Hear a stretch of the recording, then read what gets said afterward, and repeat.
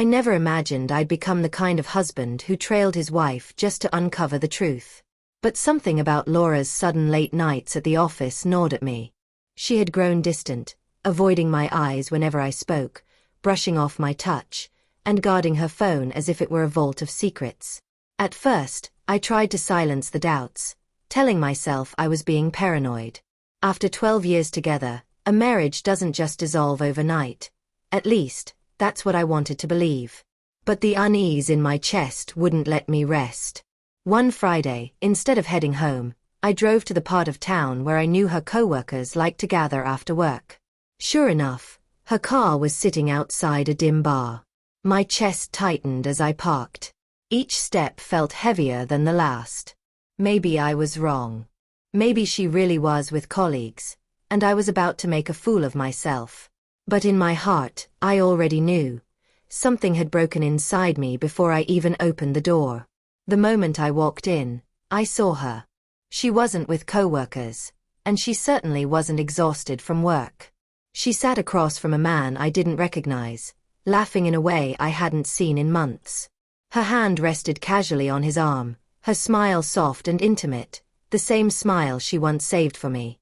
My legs felt like stone, my throat dry, but I forced myself to keep watching until there was no doubt. Then I moved closer, slow and deliberate. She didn't notice at first, too caught up in the little world she was creating with him. When her eyes finally met mine, her laughter died instantly, color draining from her face. The man shifted uneasily, realizing something was wrong, but I didn't look at him. My eyes never left her. I didn't yell. I didn't create a scene. She no longer deserved that from me. Instead, I slid the wedding ring off my finger, the one I had worn for over a decade. That ring once represented promises, love, and the family we built together. But now it was nothing more than a hollow piece of metal. I set it down gently on the table in front of her. Her trembling hand moved toward it, but I pulled mine back before she could touch me. The bar's noise faded into silence, the weight of the moment swallowing everything.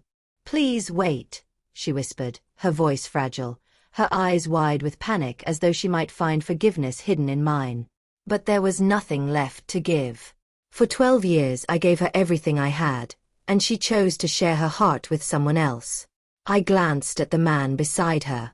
His head hung low, shame written across his face, but he didn't matter. He wasn't the one who had sworn vows to me.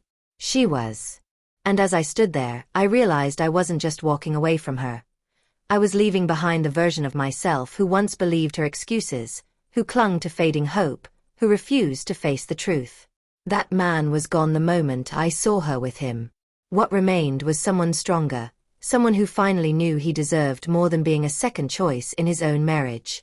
She reached out, her voice cracking as she said my name like it was the only thing she had left. But I didn't waver. I didn't stop. I turned and walked toward the door, leaving her and her companion behind in the wreckage she had created. My silence spoke louder than anything I could have said. Stepping into the cool night air, a strange calm settled over me. For the first time in months, I wasn't drowning in doubt, or clinging to false hope. I wasn't confused anymore. I was free. The crushing weight of betrayal had been replaced by clarity. The road ahead would be lonely, yes, but it was mine to walk. And unlike her, I knew I would never betray myself again.